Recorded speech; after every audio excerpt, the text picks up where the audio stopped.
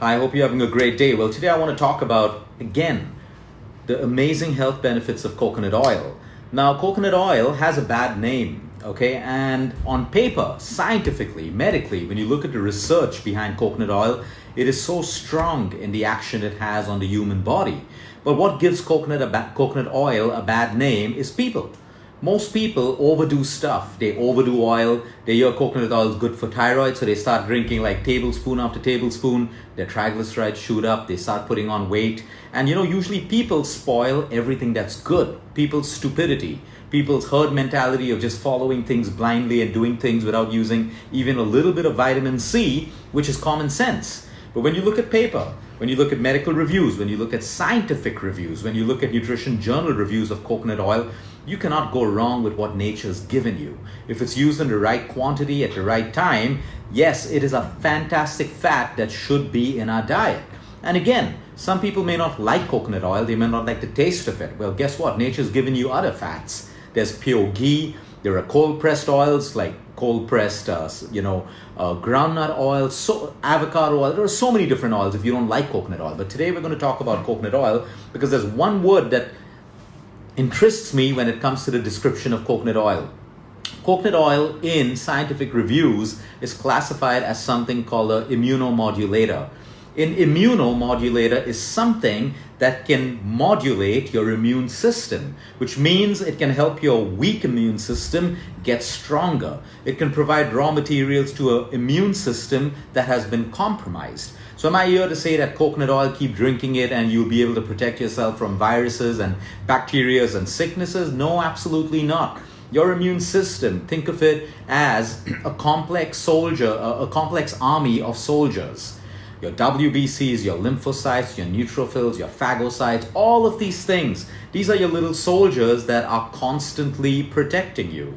Right now, I inhale some bacteria or a virus, or I eat something that has a little bit of pesticide in. My immune system should be able to wake up and protect me by fighting out those germs, fighting out those viruses, basically disabling a bacteria or disabling a fungi that's growing in my body. That's the job of your immune system. It is not the job of a superfood, your exercise or anything like that. But your exercise, your foods come together to support your immune system to get stronger and protect you.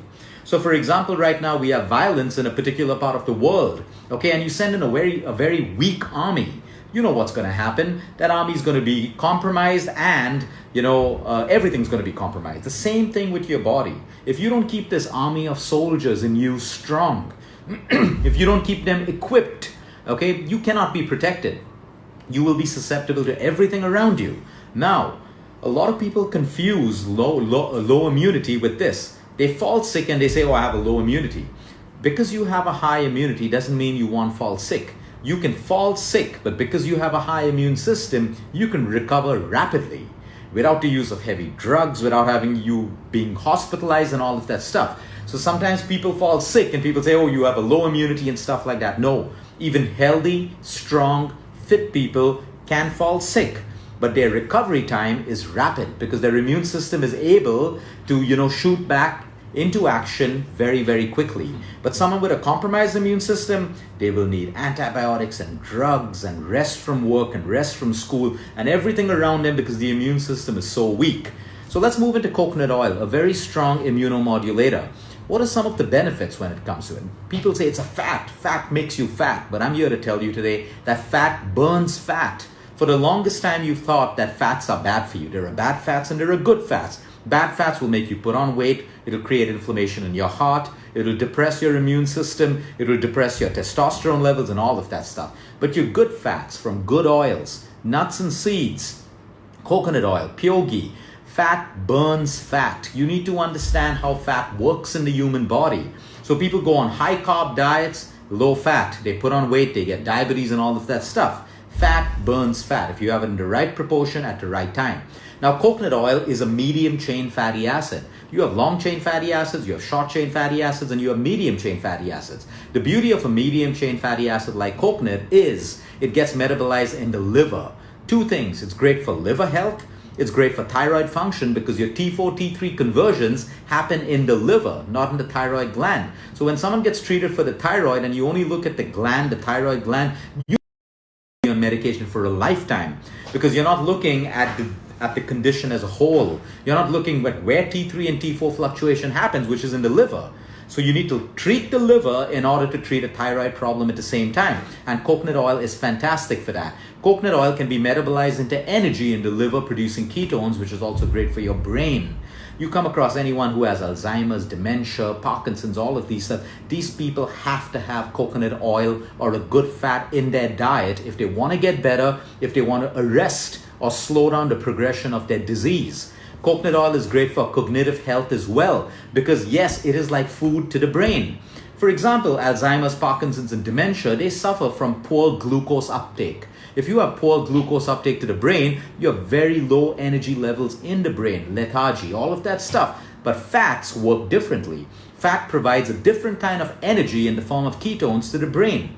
So we can use coconut oil or a good fat even for cognitive function and brain health. Yes, it boosts HDL, which is your good cholesterol. Everyone only focuses on LDL. The day we start learning that cholesterol is a ratio, it doesn't matter what your total cholesterol is. You need to look at your triglyceride ratio, your HDL, and your LDL, and then you put yourself into a bucket as someone who has bad cholesterol levels. If you can boost up your HDL, that's your good cholesterol. That is the cholesterol that is going to protect you, protect your heart, protect you from heart disease. But everyone's only focusing on things which are highlighted where we can medicate, and medicate. I'm not against medication. If someone has levels and they need medication, take it. But be smart about what you're taking it and why you're taking it. Everyone jumps into medication thinking it's going to be for a lifelong. Take this medicine, go out and eat biryanis, go out and drink alcohol, your medication will look after you. But we're seeing that's not the truth today. We see the side effects of medication hitting people 2 years or 3 years down the line. And all of a sudden, from moving from one medication, the person is on a laundry list of medication, primarily to handle the side effects of the first medication. So yes, good fats are great for your heart. They are great for your cholesterol levels until you overdo it in quantity. So quantity is everything. Even the best oils in excess will cause weight problems and it will cause cholesterol problems. So let's be straight about that. So if you're adding coconut oil to your diet, okay, over and above your cooking oil, you got to balance it somewhere. So if I'm going to take a tablespoon of coconut oil every morning, I'm going to make sure that I have a tablespoon of cooking oil less in my food. That is balance. That has to be calculated for you. So please don't just go and start drinking coconut oil and then coming back with high triglyceride reports and stuff. The fault is yours. It's not the fault of coconut oil. When it comes to your gut health, coconut oil has the ability to also help you with something called candida. Candida is something that almost 1 in 3 people suffer from it. If you have insane sweet cravings, you can finish like a bar of chocolate, a tub of ice cream. You cannot control your sugar cravings. You possibly have something called candida. That's bad bacteria growing on your gut. And that bad bacteria feeds on carbohydrates and sugar. When it's hungry, it's going to express its hunger in the form of a craving, which is sugar and carbs. Now, how do you get rid of that? Okay, you can't use willpower all the time because willpower has a shelf life. But what you can do is clean out your gut. Have more good bacteria and less bad bacteria. That's called your microbiome. When you balance that, the cravings automatically come down. Now, candida is not about cravings. Some people have yellow tongues, thrush in their tongues. Some women have vaginal discharges and thrush and all of those issues. That's a big problem because if you have poor gut health, you have poor immunity. So you need to understand that most of your immune system starts in your gut. So if you have gut problems, you have poor immunity, you need to do everything that you can to repair your gut. Coconut oil has the ability to work with good bacteria and to even kill and reduce bad bacteria, especially candida. So that's extremely important for your gut health. Coconut oil has something called lauric acid. Lauric acid breaks down into something called monolaurin. Now this is fantastic. This is what your immune system needs to fight bacteria, pathogens, germs. You have something called phagocytes. Every time there's a problem in your body, there are these little phagocyte cells that go and clean up all the debris, all the toxins from your body. And coconut oil has the ability to increase the phagocyte function in your body. So if you really break it down into simple language, coconut oil can help your immune system function better against pathogens, germs, bacteria, and all of that stuff. When it comes to dental health, people will still argue with this age-old tradition in India called oil pulling. Okay, now it's very, very simple. It's non-invasive. People take a tablespoon or 2 tablespoons of coconut oil in the morning, empty stomach before drinking water, and they swish it around their mouths for about 5 to 8 minutes. Some people for 10 minutes. They spit it out, they brush their teeth, and they start their day. Oil pulling exists as a traditional method for oral hygiene in our own country.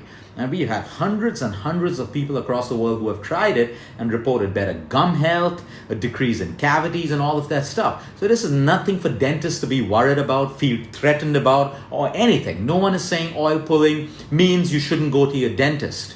So please understand that. Today, so many professionals operate from a space of fear. They look at things that are good for us as a threat to their business. When you look at it that way, you operate from a space of lack, not from a space of abundance. When you operate from a space of lack, you get lack in your life. It's as simple as that. If there's something that's good for every human being, we should be talking about it. We should not be looking at it as threatening our business, threatening our livelihood. The more you share, the more you get. It's as simple as that. So yes, oil pulling works for you. Like I said, we're not making a claim that oil pulling should replace your dentist. It has a place in your life, and people have used it for years and decades with these kind of this kind of improvement in their oral hygiene. So these are things like coconut oil. Now, if you don't want to get into calculation issues, switch to cooking in coconut oil. When you use cold pressed virgin coconut oil, it doesn't change the taste of your food. If you use refined coconut oil, which is the worst for your health, it will create inflammation rapidly in your body. You cannot cook in refined coconut oil. You need to cook in cold pressed coconut oil. And the beauty for Indian cooking, it's got a very high heating temperature, which means, yes, it's great for Indian food. Unlike all the people who still think olive oil and Indian food go hand in hand. Olive oil cannot be used to cook Indian food, period. Get it? So what do the olive oil companies do? They realize India is a large country with a large population. Let's try to fool people by developing an olive oil for Indian cooking. Okay? You can understand how processed that oil is just because they had to play around with the chemicals and all of that stuff in it to suit Indian cooking. Make it simple. We didn't grow up on olive oil. Once in a way, you go to an Italian restaurant, you go to Italy. Of course, that's the place you shouldn't be even thinking about going right now. You enjoy Italian food and olive oil and all of that stuff. But when it comes to Indian food, you cook in Indian oils. You cook in fats that suit your geography, your kind of food, and the temperature and everything around you. That's how simple it is. So coconut oil exists in our country. How do we know it's good for us besides science? Well, the West took it from us and they made it into a superfood. It's as simple as that. Like I always tell people, most of us as Indians should be ashamed that we wait for something to be taken from our country, glorified in the West. I have no issues with that. In fact, I have to applaud the West for realizing the beauty in so many things in India and taking it over there and utilizing it. But it needs to be glorified over there, and then it comes to India way more expensive. And we're paying more for a food or an oil that has grown in our country for ages and ages, but we stopped using it and we started using things that don't suit us. So please understand, today in the US and Europe, coconut oil is sold as a superfood. Okay, and it grows in our own country. Start using it. Start using these things. Like I said, if coconut oil doesn't suit you, don't use it. Use another healthy fat. But all the women out there and men who decide to go on these fat-free diets, please understand you are causing immense harm to your health. The human body requires fat for your brain function, for your skin, for your hair, for you to lose weight, and for your hormones, and for absorption of several vitamins. Vitamin A, D, E, and K require fat to be absorbed.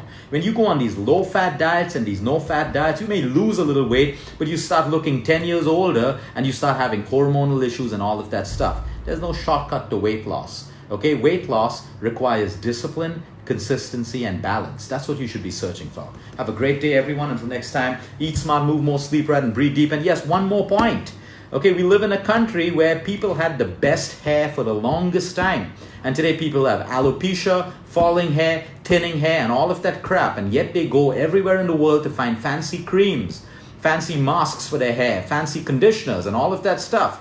Okay, most of the people who have the best hair, look in villages. Look at your servants at home. Look at your cooks. What do? They oil themselves twice a week with plain coconut oil. Start oiling your hair. Any skin doctor, hair doctor that tells you that you shouldn't oil your hair, change your doctor. Okay, this has worked for the longest time. Okay? Let them give you what they want, but they shouldn't take away the basics of what really works. Start oiling your hair.